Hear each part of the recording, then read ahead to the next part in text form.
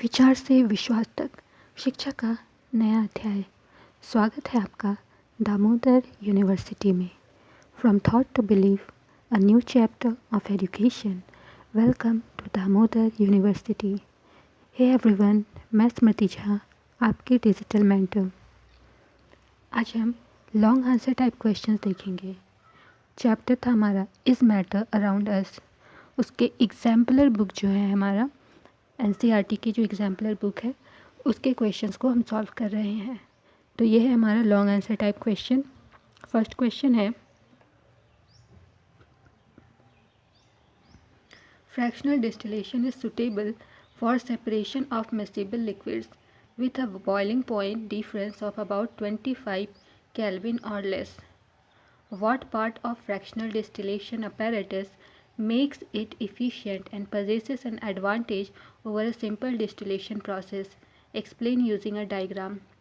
तो सबसे पहले फ्रैक्शनल डिस्टिलेशन मेथड में हमारे पास में मिसिबल लिक्विड होता है। मिसिबल लिक्विड को सेपरेट करने के लिए फ्रैक्शनल डिस्टिलेशन मेथड का प्रयोग करते हैं। मिसिबल लिक्विड जो भी होते हैं उनका जो हमारा बॉइलिंग पॉइंट होता है उनके बीच में 25 केल्विन का अंतर होता है।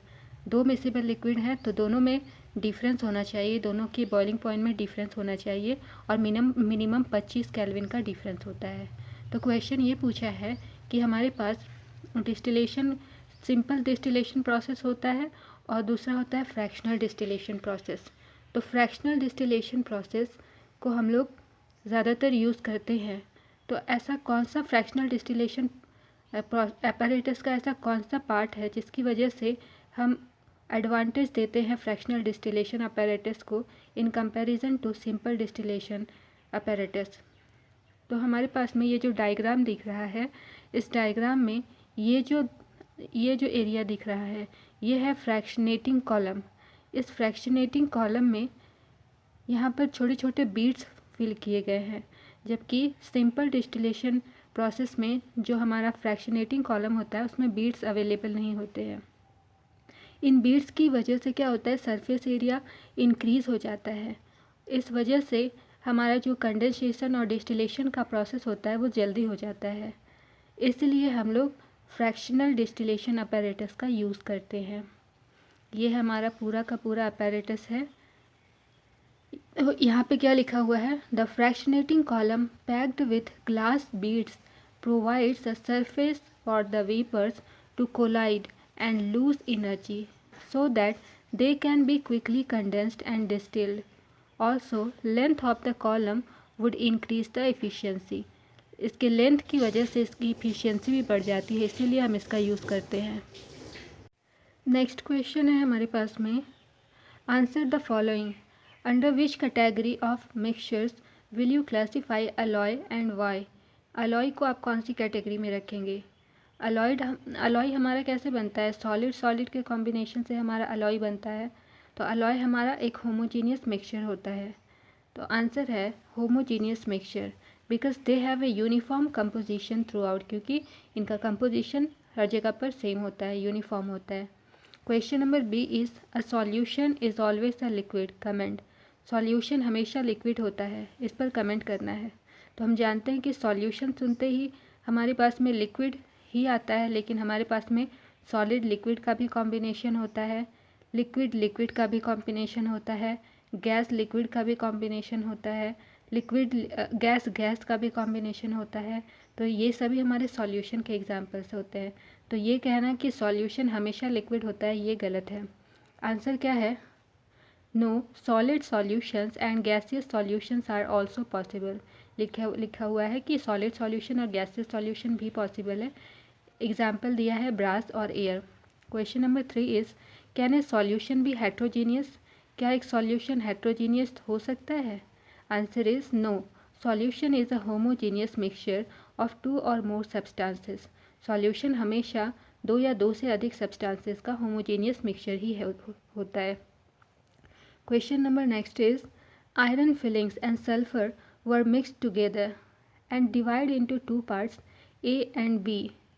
Part A was heated strongly while part B was not heated. Dilute hydrochloric acid was added to both the parts. and evolution of gas was seen in both the cases. How will you identify the gas evolved? तो सबसे पहले क्या करना है, iron filling और sulphur को हम लोग मिक्स करते हैं। मिक्स करने के बाद हमारे पास में आयरन सल्फाइड बनेगा और उसके बाद उनको दो पार्ट में डिवाइड कर देते हैं, ए और बी में। ए पार्ट हमारा जो भी होगा उसको हम स्ट्रांगली हीट करेंगे और बी को हीट नहीं करेंगे। और उसके बाद हम उसमें क्या करेंगे, डाइल्यूट हाइड्रोक्लोरिक एसिड दोनों में ऐड कर देंगे। तो हम ये काम स्टार्ट करते हैं। सबसे पहले स्टार्ट किया हमने, following reaction takes place when part A is heated. सबसे पहले हमने बनाया था, आयरन में सल्फ़र ऐड किया था तो आयरन सल्फाइड बना था। अब आयरन सल्फाइड को हमने हीट किया था, ये ना किया था, iron filing and sulphur were added. Iron filing and sulphur को ऐड किया है हमने, तो हमारे पास में ये मिक्सचर बना। अब हम लोग इसको दोनों पार्ट को डिवाइड किए हैं और ए को हीट कर रहे हैं। Following reaction takes place when part A is heated. तो यहाँ पर आयरन है और सल्फ़र है, हीट किया तो ये सब्सटेंस मिला। When dilute hydrochloric acid is added to iron sulphide, following reaction takes place and hydrogen sulphide gases evolve. अब ये जो हमारे पास मिक्सचर बना था, अब इसमें हमने हाइड्रोक्लोरिक एसिड को ऐड किया। जब हाइड्रोक्लोरिक एसिड ऐड किया तो हमारे पास में ये नया हमारे पास में कंपाउंड बन रहा है। नेक्स्ट है उसमें, इसके बाद हमने क्या किया है, hydrogen sulphide is a fall smelling gas and smells like रॉटन egg. हमारे पास में ये जो हाइड्रोजन सल्फाइड गैस बना, ये हमारा सड़े हुए अंडे की तरह स्मेल दे रहा था। When dilute hydrochloric acid is added to the mixture of iron and sulfur, following reaction take place and hydrogen gas is evolved। तो फर्स्ट केस में हमने यहाँ पर गर्म किया था, हीट करने के बाद ऐड किया था। सेकंड में हम ऐसे ही ऐड कर रहे, बिना हीट किए ऐड किए हैं। तो इस केस में हमारे पास में सब्सटेंस बना, सब्सटेंस के साथ में हमारा हाइड्रोजन और सल्फ़र बन रहा है। In this case sulphur does not participate in the reaction. When a burning matchstick is brought near the evolved gas, जो गैस यहाँ पर इवॉल्व हो रही थी रिएक्शन के बाद में, उस गैस के पास में अगर माचिस आप डालोगे, माचिस अगर बर्न करोगे, जलाओगे, तो क्या होगा, एक पॉप साउंड के साथ में आपका माचिस जलेगा और उसके बाद में थोड़ी देर के बाद में बुझ जाएगा। तो ये पॉप साउंड टेस्ट हाइड्रोजन के लिए होता है। तो पॉप साउंड टेस्ट से आपको पता चलता है कि जो गैस इवॉल्व हो रही है वो हाइड्रोजन गैस है। This confirms the evolution of hydrogen gas. यही पॉप साउंड के साथ में यहाँ पर जो बर्निंग आपका मैस्टिक था वो बुझ जाता है, तो इसका मतलब क्या है कि आपका वहाँ से इवोल्यूशन हो रहा था, इवॉल्व हो रहा था किस चीज़ का, हाइड्रोजन गैस का। Next question is, a child wanted to separate the mixture of dyes constituting a sample of ink. He marked a line by the ink on the filter paper and placed the filter paper in a glass containing water as shown in figure. तो बच्चा क्या चाहता है कि उसके पास जो die है, colour होता है, कलर के जो भी कंपोनेंट्स हैं उनको अलग करना चाहता है। उसने सैंपल लिया है, इंक का सैंपल लिया है, वो मार्क किया है एक लाइन इंक के हेल्प से। ये हमारा इंक है, यहाँ पर रेड कलर का जो दिख रहा है, फ़िल्टर पेपर पर उसने मार्क किया है। और उसके बाद इस फ़िल्टर पेपर को ग्लास कंटेनिंग वाटर, ये जो ग्लास है इसमें वाटर भरा हुआ है और इसमें फ़िल्टर पेपर को इसने डाल दिया। The filter paper was removed when the water moved near the top of the filter paper. तो जब टॉप पे आया तो इसको रिमूव कर दिया गया। क्वेश्चन हमारा, what would you expect to see if the ink contains 3 different colors component। ऐसा जो ये टेक्निक है, ये यहाँ पर जो टेक्निक यूज़ कर रहे हैं इसमें क्या होगा ये आपको बताना है। तो फर्स्ट क्वेश्चन का आंसर है 3 different bands will be observed. तो यहाँ पर ये जो प्रोसेस है ये क्रोमेटोग्राफी का है। जब हमें कलर्स डिफरेंट फाइंड करने होते हैं, सब्सटेंस में कौन कौन से कलर मिक्स है, तो उसके लिए हम इस टेक्निक का यूज़ करते हैं और ये टेक्निक कहलाता है क्रोमेटोग्राफी। इसमें बेसिकली हमारा ये जो पेपर है, ये पेपर हमारा वाटर को क्या करेगा, इस पे मतलब कैपिलरी एक्शन होगा, धीरे धीरे कलर्स जो भी होंगे वो वाटर के साथ में ऊपर की ओर चढ़ते जाएंगे, तो हमारा डिफरेंट कलर हमें मिल जाएगा। Question number 2 is name the technique used by the child.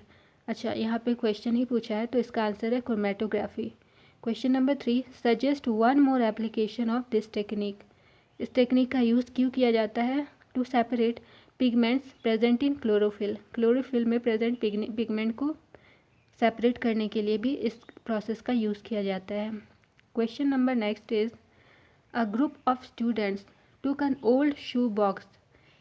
एक स्टूडेंट का ग्रुप है, उन्होंने एक ओल्ड शू बॉक्स लिया and covered it with a black pepper from all sides. और उसके बाद उस जूते के जो बॉक्स था उसको उन्होंने चारों साइड से ब्लैक पेपर से कवर कर दिया। दे fixed a source of light at one end of the box by making a hole in it and made another hole on the other side to view light। तो उन्होंने क्या किया कि box के दोनों साइड होल किया, एक side से उन्होंने टॉर्च फिक्स किया जो हमारा सोर्स ऑफ लाइट की तरह काम कर रहा था, और दूसरा साइड उन्होंने ओपन रखा। They placed a milk sample containing in a beaker in the box as shown in figure. तो उन्होंने क्या किया कि एक बीच में हमारा जो बॉक्स था उसके बीच में एक बीकर रखा या टम्बलर रखा, उसमें क्या किया उन्होंने, मिल्क भर के रख दिया। They were amazed to see that milk taken in the tumbler was illuminated. तो उनको क्या दिखा कि जैसे ही टॉर्च लाइट उससे पास कराई गई तो हमारा जो टम्बलर में मिल्क रखा हुआ था वो ग्लो करने लगा। दे tried the same activity by taking a salt solution but found that light simply passed through it। उन्होंने इसी एक्सपेरिमेंट को दोबारा किया सिंपल सॉल्ट सॉल्यूशन के साथ में, पानी में सॉल्ट डाल दिया और उस सॉल्यूशन के साथ इस एक्सपेरिमेंट को किया, लेकिन उस केस में वहाँ पर जो हमारा ग्लास था उसमें किसी तरह का इल्यूमिनेशन उन्होंने नहीं पाया। जो लाइट था वो सिंपली पास होकर के चला गया वहाँ से। ऐसा क्यों हो गया? तो ऐसा इसलिए हुआ कि मिल्क हमारा जो है उसके जो मॉलिक्यूल्स थे वो हमारा जो सॉल्ट सॉल्यूशन है ये ट्रू सॉल्यूशन था, और मिल्क सॉल्यूशन जो था ट्रू सॉल्यूशन के कंपैरिजन में हमारा मिल्क वाला जो सॉल्यूशन था उसके जो पार्टिकल्स थे वो बड़े बड़े थे। तो इस केस में जब लाइट उन पर पड़ा तो यहाँ पर स्कैटरिंग फिनोमेना अकर हुआ। इस स्कैटरिंग फिनोमेना की वजह से हमारा जो उस टाइम टम्बलर में मिल्क रखा हुआ था तो वो पूरा का पूरा टम्बलर इल्यूमिनेट हो गया था। तो यही यहाँ पर ये हमारा एक्सपेरिमेंट था, सोर्स ऑफ लाइट है। उसके बाद ये हमारा है ग्लास, जिसमें एक बार उन्होंने मिल्क रखा ग्लास टम्बलर में तो ये वाला ग्लो करने लगा था एरिया। जब इसी में उन्होंने सॉल्यूशन डाला पानी और नमक का तो ये एरिया ग्लो नहीं किया, बल्कि यहाँ से लाइट सीधे पास हो गया। तो आंसर लिखा हुआ है, क्वेश्चन इसमें देख लेते हैं क्या है। Explain why the milk sample was illuminated. क्यों इल्यूमिनेट हुआ? मैंने आंसर तो बतला दिया है। Name the phenomena involved. तो आंसर है milk is a colloid and would show Tyndall effect. तो मिल्क हमारा कोलॉइड है और वाटर पास किया तो टिंडल इफेक्ट शो किया। टिंडल इफेक्ट कब शो करता है? जब पार्टिकल्स के थ्रू स्कैटरिंग फिनोमेना हमें देखने के लिए मिलता है, तब टिंडल इफेक्ट शो होता है। क्वेश्चन नंबर बी क्या पूछा है? Same results were not observed with a salt solution, explain. Salt solution के साथ में यही रिजल्ट हमें क्यों नहीं मिला? तो लिखा है salt solution is a true solution and would not scatter light. मैंने बताया ट्रू सॉल्यूशन में क्या होता है, जैसे वाटर के जो पार्टिकल्स हैं उनके बीच में जो स्पेस रहता है तो उस स्पेस के बीच में हम जो दूसरा सब्सटेंस उसमें मिक्स किए होते हैं उस स्पेस के बीच में वो सब्सटेंस जा कर के बैठ जाता है, तो वहाँ से लाइट की स्कैटरिंग पॉसिबल नहीं है, क्योंकि इतने छोटे पार्टिकल होते हैं कि लाइट वहाँ से स्कैटर नहीं कर पाता है। तो यही था हमारा आंसर। क्वेश्चन नंबर नेक्स्ट है, can you suggest 2 more solutions which would show the same effects as shown by the milk solution। तो मिल्क सॉल्यूशन जैसा रिजल्ट दिया उस तरह का कोई और 2 एग्जाम्पल दे सकते हैं। तो 2 एग्जाम्पल है डिटर्जेंट सॉल्यूशन, मतलब कपड़े धोने के बाद में या हाथ धोने के बाद में जो आपका सॉल्यूशन बचता है बाल्टी में, उसको कलेक्ट करोगे तो वो आपका सॉल्यूशन हो जाएगा। उसके साथ में सेम यही एक्सपेरिमेंट करेंगे तो वहाँ पर भी आपका ग्लो करेगा, आपका जो भी बर्तन होगा टम्बलर होगा वो ग्लो करेगा। दूसरा है सल्फ़र सॉल्यूशन, ये भी सेम तरह से रिएक्ट करता है। नेक्स्ट क्वेश्चन है, classify each of the following as physical और केमिकल चेंज, गिव रीजंस। अब इनमें से कौन सा फिजिकल चेंज है, कौन सा केमिकल चेंज है। फर्स्ट है drying of a shirt in the sun. तो ये हमारा किस तरह का चेंज है, फिजिकल चेंज है। फिजिकल चेंज क्यों है, क्योंकि इसमें कोई भी नया सब्सटेंस नहीं बन रहा है, सिंपली आपका जो शर्ट में वाटर था वो इवापोरेट हो जा रहा है। तो ये हमारा प्रोसेस फिजिकल चेंज कहलाया। फिर है question number B, rising of hot air over a radiator. Radiator के पास से आपका हॉट एयर उठ रहा है, तो इसको कौन सा प्रोसेस करेंगे। तो हॉट एयर सिर्फ जा रहा है, कुछ नया सब्सटेंस तो नहीं बन रहा है, तो ये भी हमारा फिजिकल चेंज कहलाएगा। Question number C is burning of kerosene in a lantern. तो केरोसिन जल रहा है लैंटर्न में, तो केरोसिन जब जल रहा है तो यहाँ पर तो नया सब्सटेंस बन जा रहा है, ऐश के फॉर्म में आपको नया सब्सटेंस मिलेगा, तो ये हमारा केमिकल चेंज हुआ। Question number D is change in the colour of black tea and adding lemon juice to it. तो हमारे पास में ब्लैक टी आपने बनाया और उसके बाद जैसे ही लेमन जूस डालोगे तो उसका जो कलर है वो चेंज होने लगता है। कभी नोटिस किया होगा आपने, तो अगर ब्लैक टी आपने बनाया ब्लैक ब्लैक कलर का, जैसे ही लेमन डालोगे तो उसका कलर हल्का सा रेड टाइप में, मतलब कम्प्लीटली रेड नहीं, ब्राउनिश टाइप में हो जाता है। तो यहाँ पर क्या हो गया, कलर उसका चेंज हो गया, तो ये हमारे केमिकल चेंज का एग्जाम्पल हुआ। Question number E is churning of milk cream to get butter. तो आपने उसको चर्न करके मिल्क चर्न किया है आपने मिल्क क्रीम को बटर बनाने के लिए, तो ये प्रोसेस हमारा फिजिकल चेंज हो गया। नेक्स्ट है during an experiment the students were asked to prepare 10% mass solution of sugar in water. Ramesh dissolves 10 gram of sugar in 100 gram of water. Sarika prepared it by dissolving 10 gram of sugar in water to make 100 gram of solution.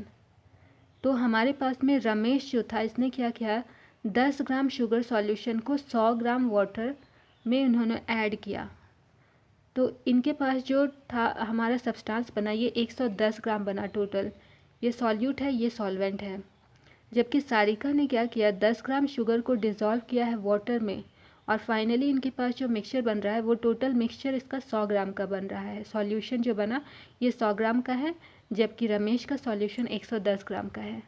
तो question पूछ रहा है, are the two solutions of the same concentration. क्या दोनों same concentration का है। तो answer तो यहीं पर मिल गया कि दोनों का कॉन्सेंट्रेशन सेम नहीं है। नेक्स्ट क्वेश्चन पूछ रहा है, compare the mass percentage of the two solutions. दोनों का मास परसेंटेज कैलकुलेट करना है। तो मास परसेंटेज के लिए फॉर्मूला हमारे पास में होता है मास of solute divided by mass of solution into 100। तो हमारे पास में फर्स्ट केस में मास ऑफ सॉल्यूट कितना है, 10 है, और मास ऑफ सॉल्यूशन कितना है, सॉल्यूशन कब बनता है, सॉल्यूट और हमारा सॉल्वेंट दोनों को मिलाते हैं तब हमारा सॉल्यूशन बनता है। तो इन दोनों को ऐड करेंगे 110 आएगा, 10 + 100। तो देखते हैं यहाँ क्या लिखा है, मास परसेंट के लिए फॉर्मूला इन्होंने लिखा है मास of solute divided by mass of solute plus mass of solvent. इसी को हम लोग लिखते हैं मास ऑफ सॉल्यूशन, दोनों को ऐड करते हैं तो मास ऑफ सॉल्यूशन बनेगा इनटू 100। तो रमेश के लिए फाइंड किया है, तो मास ऑफ सॉल्यूट 10 है, 10 पुट किया है, मास of solute plus mass of solvent, solute 10 ग्राम है और सॉल्वेंट 100 ग्राम है, दोनों को ऐड किया और 100 से मल्टीप्लाई किया है। तो ये हो गया 10/110 इंटू 100। इसको कैलकुलेट करेंगे तो ये 9.09 आएगा। फिर है सारिका ने जो सॉल्यूशन बनाया उसमें कैसे उसको फाइंड करना है। तो मास ऑफ सॉल्यूट इनके पास में भी 10 ग्राम था और मास ऑफ सॉल्यूशन इन्होंने 100 ग्राम सॉल्यूशन बनाया, ये सॉल्यूशन का ही वैल्यू दिया हुआ है यहाँ पर। तो 100 ग्राम इंटू 100, तो यहाँ पर इस केस में आंसर आएगा 10%। The solution prepared by Sarika has a higher mass. तो इसके कंपैरिजन में कंपेयर करोगे तो सारिका ने जो सॉल्यूशन बनाया उसका मास ज़्यादा है, दिख रहा है, ये 10% सारिका को मिला है और इनका जो मास है 9.09% है than that prepared by Ramesh. Next question is, you are provided with a mixture containing sand, iron filing ammonium chloride and sodium chloride. आपके पास sand, iron filing ammonium chloride और सोडियम क्लोराइड का एक मिक्सचर है। Describe the procedures you would use to separate these constituents from the mixture. अब इन सभी चीज़ों को आपको सेपरेट करना है। मिक्सचर आपको दे दिया गया है, इसको सेपरेट करना है। तो अब हमारे पास में सबसे पहले क्या दिया है, sand, iron filing ammonium chloride और सोडियम क्लोराइड। तो हम सबसे पहले आयरन फिलिंग को अलग करेंगे। आयरन फिलिंग को अलग करने के लिए हम क्या करेंगे, मैग्नेट का यूज़ करेंगे। जैसे ही मैग्नेट इसके पास में लेके जाएंगे सॉल्यूशन के पास में, तो हमारा मैग्नेट जो है ये सेपरेट हो जाएगा। ये मिक्सचर से मैग्नेट से, ये मिक्सचर से आयरन फिलिंग हमारा सेपरेट हो जाएगा। तो यहाँ पर क्या लिखा है, components of given mixture can be separated by following methods. First, by using a magnet. Hovering a magnet over the mixture will result in iron fillings getting stuck to the magnet, thus iron will be separated। तो जैसा मैंने बताया था वही लिखा हुआ है, iron को इस तरीके से हम सेपरेट कर लेंगे। नेक्स्ट, इसमें क्या, अब आयरन सेपरेट हो गया। अब हमारे पास में क्या बचा हुआ है, सैंड बचा है, अमोनियम क्लोराइड और सोडियम क्लोराइड। सेकेंड में हम सब्लिमेशन प्रोसेस का यूज़ करते हैं। सब्लिमेशन प्रोसेस में हम लोग क्या करेंगे, हमारे पास जो अमोनियम क्लोराइड है ये सबलाइम सब्सटेंस है, यानी बिना लिक्विड में कन्वर्ट हुए ये गैस में कन्वर्ट हो जाता है। इसको हीट मिलेगा तो ये गैस में कन्वर्ट हो जाएगा। तो वही लिखा है second process, sublimation. The remaining mixture is heated in a China dish. अब जितना मिक्सचर हमारे पास बचा हुआ था उसको चाइना डिश में डाल के हीट कर देना है। Ammonium chloride is a sublime and hence it will evaporate। Ammonium chloride sublime substance है, इसीलिए वो इवापोरेट हो जाएगा without undergoing the liquid phase. बिना लिक्विड फेज में आए हुए वो इवापोरेट हो जाएगा। Crust of ammonium chloride can be collected by placing an inverted funnel on top of the china dish. तो चाइना डिश के ऊपर हम लोग इन्वर्टेड फनेल रख दिए थे और उसके बाद हीट किया था। तो इन्वर्टेड फनेल का कीप वाला एरिया से थोड़ा ऊपर आप जब जाएंगे तो वहाँ पर ये सब्सटेंस कलेक्ट हो जाएगा। कलेक्ट होने के बाद में उसको हम लोग वापस से ठंडा होने पर उसको कलेक्ट कर लेंगे। तो इस तरह से हमारा दो सब्सटेंस हमने सेपरेट कर लिया, पहला मैग्नेट का यूज़ करके और दूसरा सब्लिमेशन का यूज़ किया है हमने। अब हमारे पास में क्या बचा है, अब बचा है सैंड बचा और सोडियम क्लोराइड, दो सब्सटेंस बचा है। सोडियम क्लोराइड मतलब नमक होता है NaCl। तो ये सोडियम क्लोराइड पानी में अगर हम घोल दें तो सोडियम क्लोराइड क्या अलग हो जाएगा, तो अलग होने की संभावना तो है। तो देखते हैं नेक्स्ट प्रोसेस में हमने क्या किया है। नेक्स्ट प्रोसेस में सेडिमेंटेशन, डिकेंटेशन एंड फिल्टरेशन का यूज़ हुआ है। लिखा हुआ है the remaining mixture is dissolved in water. अब जो मिक्सचर बचा उसको वाटर में डिज़ोल्व करना है। The mixture is allowed to settle down for some time. Mixture को थोड़े टाइम के लिए सेटल डाउन होने के लिए छोड़ देना है। Sand being insoluble in water settles at the bottom. क्योंकि सैंड पानी में नहीं घुलता है, इसीलिए वो बॉटम में आकर के बैठ जाएगा। Liquid is decanted to another beaker. उसके बाद हम लोग क्या करते हैं, सैंड आपका नीचे बैठ गया, लिक्विड को दूसरे बीकर में हम निकाल लेते हैं। Then the liquid is filtered to remove any trace of sand in it. उसके बाद लिक्विड को हम फिल्टर कर लेते हैं ताकि सैंड का कोई भी मात्रा यहाँ पर ना रहे। तो अब इस केस में जब हमने सेडिमेंटेशन का प्रोसेस किया तो सेडिमेंटेशन में हमने सैंड को भी अलग कर लिया। अब हमारे पास में मिक्सचर में क्या बचा हुआ है, सिर्फ नमक है और पानी है। अब हमारे लिए काम आसान हो गया। अब हम सिंपली इवापोरेट कर देंगे तो हमारा नमक अलग हो जाएगा और पानी अलग हो जाएगा। तो यही लास्ट स्टेप है हमारे पास में, इवापोरेशन।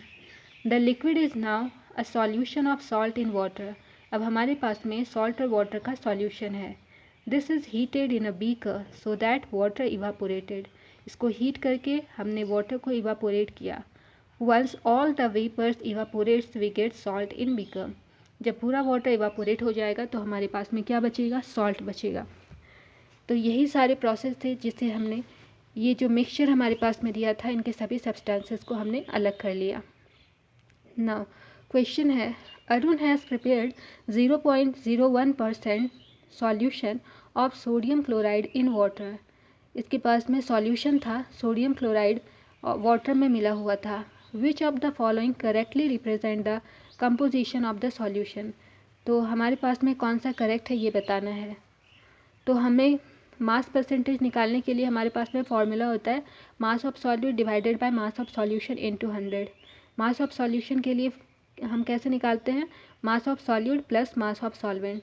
तो हमारे पास में मास परसेंट दिया हुआ है क्वेश्चन में, 0.01% जो है ये मास परसेंट दिया हुआ है, और इसके अलावा हमारे पास में कोई डेटा अवेलेबल नहीं है। तो हम फॉर्मूला पुट करते हैं, mass percent is equal to mass of solute divided by mass of solute plus mass of solvent into 100। Mass of solute कितना है 0.01 डिवाइडेड बाय 0.01 प्लस 99.99। यहाँ पर डायरेक्ट हमारा जो ये क्वेश्चन नंबर सी है, ऑप्शन नंबर सी है, इसकी वैल्यू हमने पुट कर दी है। तो यहाँ पर डायरेक्ट पुट करके उसके बाद आंसर निकाला गया है 0.01%। अगर आप ऐसा नहीं करना चाहते हैं तो मास परसेंट यहाँ पर जो है 0.01 लिखेंगे, वैल्यू पुट करेंगे मास परसेंट की जगह पे 0.01%। फिर है मास ऑफ सॉल्यूट, आपको पता नहीं है तो इसकी जगह पर आप एक्स पुट करेंगे। फिर है मास ऑफ सॉल्यूट नहीं मालूम है, मास ऑफ सॉल्यूट नहीं पता है, एक्स पुट करेंगे और मास ऑफ सॉल्वेंट पुट कर देंगे, वैल्यू आपका आ जाएगा 0.01 ग्राम। तो इस तरह से भी हम लोग इसको कैलकुलेट कर सकते हैं। यहाँ पर डायरेक्ट ऑप्शन का यूज़ करके यहाँ पर कैलकुलेट किया गया है। Question number next is calculate the mass of sodium sulphate required to prepare its 20% mass percent solution in 100 gram of water. तो इसके लिए हमारे पास में सोडियम सल्फेट की वैल्यू कितनी दी है, calculate the mass of sodium sulphate. Sodium sulphate का मास तो आपको कैलकुलेट ही करना है, तो हमने मास मान लिया है x ग्राम है। मास ऑफ सॉल्यूशन, सॉल्यूशन का मास हमें फाइंड करना है, तो सॉल्यूशन का मास कैसे निकलता है, सॉल्यूट प्लस सॉल्वेंट। तो सॉल्यूट का वैल्यू हमारे पास में नहीं दिया हुआ है तो हमने x माना हुआ है, तो x प्लस 100, हमें पूरा सॉल्यूशन 100 ग्राम का निकालना है ना, इसीलिए ये 100 हमने लिखा है। तो x प्लस 100, तो x gram of solute in x plus 100 gram of solution हमें निकालना है। तो हमारे पास में 20% निकालना, मास परसेंटेज दिया है 20%, तो mass percentage is equal to mass of solute divided by mass of solvent, mass of solute divided by mass of solution into 100। तो सारा वैल्यू पुट किया 20% x प्लस 100 इंटू 100। अब इसको सिंपली सॉल्व करना है हमें, तो इसको इस तरफ में लेकर के आएंगे तो 2 ये इससे मल्टीप्लाई होगा 20x, फिर x और ये 20 इंटू 100 को मल्टीप्लाई करेंगे तो 2000 हो जाएगा, और इस साइड में हमारे पास में क्या बच गया 100x, वही 100x लिखा हुआ है। फिर इसको कैलकुलेट करेंगे, x वाले टर्म को एक साइड ले आए हैं हम, तो हमारे पास में 100 माइनस 20 करेंगे तो 80x, तो 80x की वैल्यू है 2000। अब यहाँ से x की वैल्यू हम फाइंड कर लेंगे, x इज इक्वल टू 2000 बटा ये 80 इस तरफ में आ जाएगा RHS में, तो 80 से डिवाइड कर देंगे, फाइनल आंसर आ जाएगा हमारे पास में 25 ग्राम। तो मेरे प्यारे बच्चों, यही थी आज की क्लास, यहीं तक आज की क्लास को रखते हैं। अगर कोई भी क्वेश्चन हो, कोई भी डाउट हो तो DU के कमेंट सेक्शन में अपना सवाल ज़रूर पूछिए, मैं हर एक लर्नर को रिप्लाई देने की कोशिश करूँगी। Okay then, keep learning, keep growing only at DU। मिलते हैं अगले क्लास में एक नए चैप्टर के साथ। Till then, Tata.